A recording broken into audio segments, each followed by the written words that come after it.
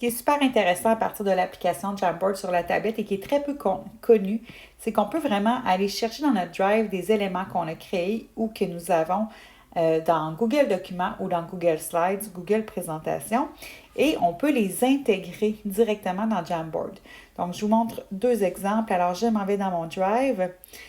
Si je veux aller chercher un élément dont je connais le nom, je peux utiliser la loupe et écrire ce que je cherche.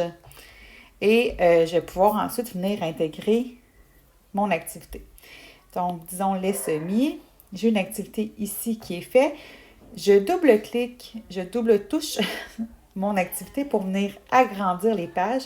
Et là, je peux venir sélectionner les pages que je veux. Donc, je la sélectionne et je fais simplement la glisser. Si je n'ai pas besoin de la deuxième page, je clique sur le X tout simplement et sur les trois petits points pour effacer.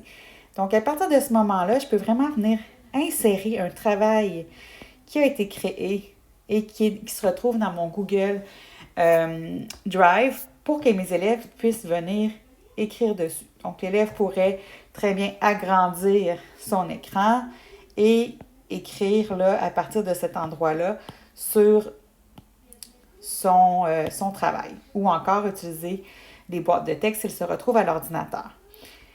Il faut savoir toutefois que c'est une image. Donc, vous voyez que si l'élève bouge, par contre, ça peut créer des petits problèmes. Donc, à voir la façon dont vous voudrez l'utiliser.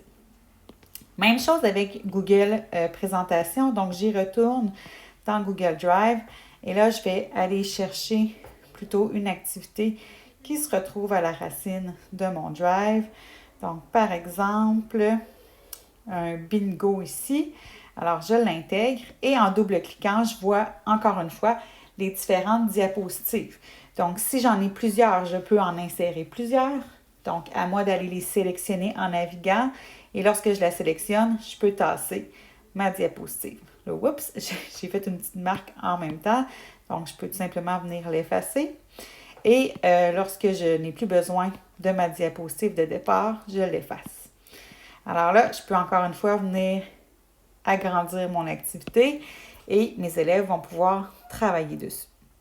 Donc, deux belles façons de faire pour importer des Google Documents ou des Google Présentations, des activités que vous avez déjà sans avoir à recommencer au complet ou qui demandent trop de manipulation si vous avez une tablette.